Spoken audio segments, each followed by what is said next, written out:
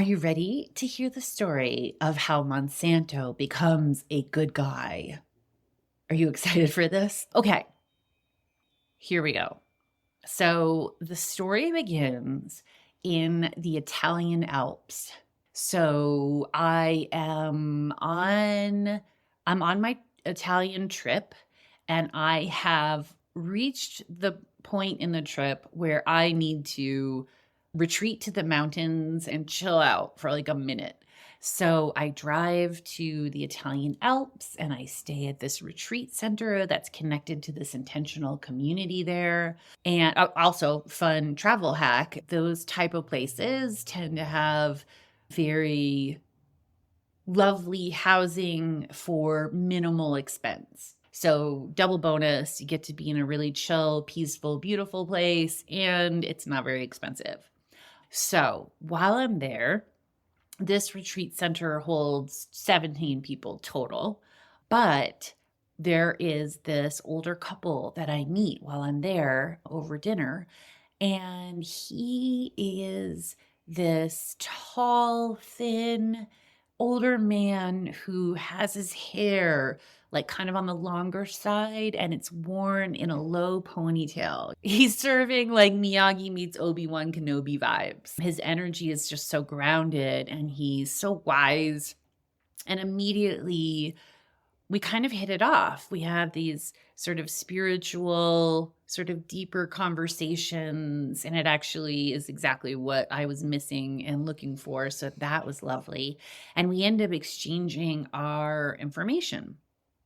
And he tells me that his job is to create videos that they use in court cases to sort of outline the case for the defense or for the plaintiff. And I thought this was fascinating because as someone who used to create video, I did not realize that was happening in court cases. But apparently that's what they do now, which, kind of makes sense if you think about trying to have a jury pay attention. So anyway, fast forward, we tried to connect a couple times over the summer and we miss each other. And finally, a few weeks ago, we actually are able to connect. But I could tell from the round of the latest text messages that we had that he had been really, really, really busy. So we get on the call and the first thing I ask him is, what the heck is going on? Like, why are you so busy? And he says, well, he's like, it's this court case that I'm working on. And he proceeds to tell me the most incredible story about the case that he's on. And the case is against Monsanto. So he's on the side that is suing Monsanto because of Roundup and its connection to non-Hodgkin's lymphoma. And so he said that he created a video that sort of outlined their case. And about 6 weeks before the trial was supposed to start, and by the way, we're talking on a Friday and the trial is starting that next Monday. So he had just finished this video project. And he said, I woke up 6 weeks ago realizing that what I had made was not good enough. And so I went back and I pulled up a video that they had used in a previous case. And what's real is that they have very deep pockets. And so they're able to do all of this research and fine tuning, like understanding like what juries connect with, how they're reacting, how to say things, how to present things, the proper pacing, their focus group. So they've like out manpowered him by like 1,000%, And so he's like, I realized that I had to match them. I had to meet them where they were on the battlefield. So he dissected and pulled apart their video and really sort of understood all of the elements, and then made a rebuttal video that matched what they were saying, but rebutted it. And so it matched the pacing and the production value. And so that it has been keeping him working around the clock basically for the past 6 weeks. And I was like, oh my gosh, like how incredibly lucky are we that someone like you is fighting this fight and is taking on Monsanto and is taking on Roundup. And I I just I just feel so much better knowing that there are people like you in the world, and thank you for caring, and thank you for doing that. And he was, very modest and gracious about it. But then our conversation sort of moved into the spiritual realm, because it occurred to me. I said, I have I'm very practiced at coming to a place of compassion for people, but how do you do that for a corporation? How do I find a place of compassion or forgiveness for a corporation like Monsanto? And he said, well, you don't think about it as a corporation. You think about it as people. There are people who work in that corporation. And I was like, oh my gosh, you're right. Like, you're so right. Think about what it's like to work for that corporation. Think about what it's like to be in the leadership of that corporation and to understand, regardless of how you got there, but that you are responsible for feeding the planet.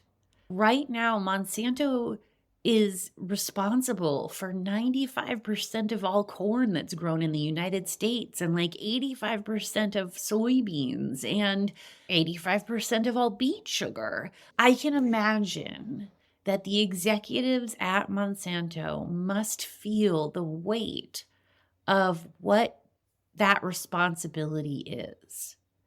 And I can also see how people who work in like different ways within the corporation, like you might not even have access to the big picture. And I think in this country, especially when we're like working for big corporations, it's very easy to just see our little role, our specific job.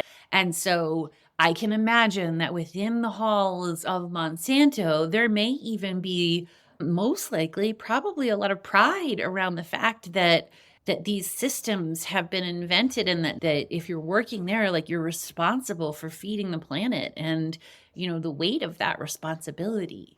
And by the way, this process is called empathetic imagining, and it is really, really powerful. Highly recommend.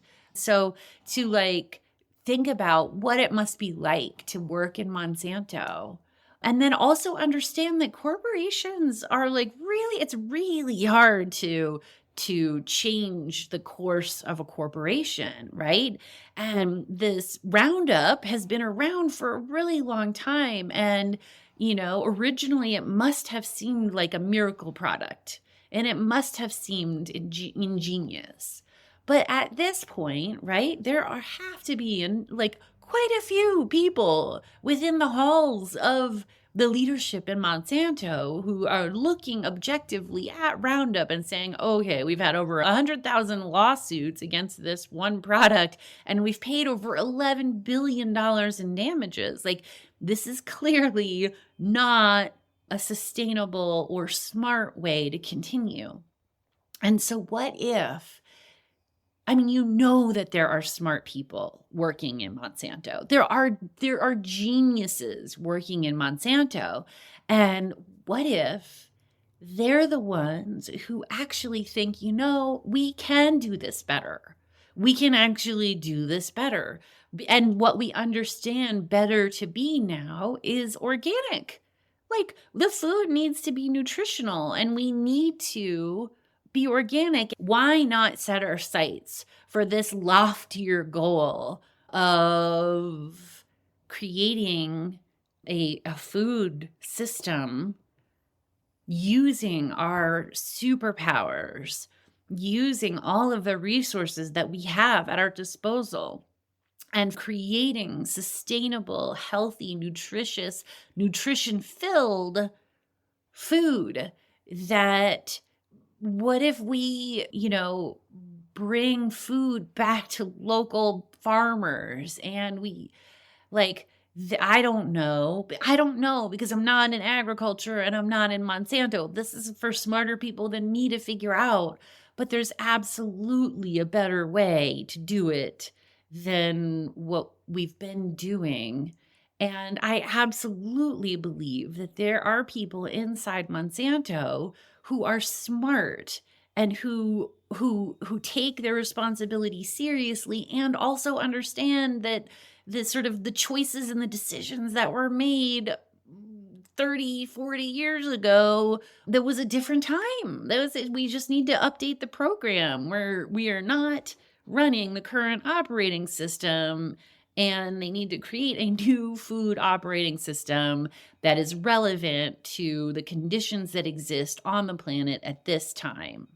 And I feel like they can do that. And then imagine if those people actually do that and Monsanto shows up as this corporation that has flipped, that has turned around and is showing what true, good, heroic corporate leadership looks like. I mean, don't you want to see that film? Like, don't you want to see the movie where the massive corporation that has sort of become the poster child for very poor choices that have not been in support of humans turns around and becomes sort of this bastion of how to do it, how to flip, how to use all of that power that they've amassed and all of those resources they've amassed to become the hero of the food system. And then other corporations see them and say, oh, well, shit, if they can do it, if Monsanto can do it, we can do it. And the next thing you know, all of the corporations are figuring out how to do this in a totally different and better way that has nothing to do with squeezing out like a little bit more profit and everything to do with being the smartest freaking corporation in the room and actually like saving the planet because they have the resources and the power and the people to pull it off in their own place, right? Like imagine if all of the plastic packaging people got together and said, you know what? This shit's terrible. Let's figure out a different way of packaging that makes sense. Yeah, the possibilities are endless. And so I ended the call with this friend of mine where we both created this possibility that maybe we can live in a reality and a timeline where this plays out. And how cool would that be? And what if his video is the spark? What if his video of his matching the energy, and you know that there are executives in that company who have to watch that video because of the court case, and like, what if it actually plants that seed in their heart about what it is that's possible, what it is that we can actually do, and what it is that we no longer need to do because it doesn't serve us anymore. Yeah, because Monsanto is filled with people. And I believe that people are inherently aching for something different and something new and to feel like what they're doing matters. And then there's another part of me that thinks our alien overlords would just reward us if we pulled off something that bold, right? Like that's a really cool story. And Maybe if we headed in that direction, some magical technology would drop in Hunger Games style and we would solve things for the better.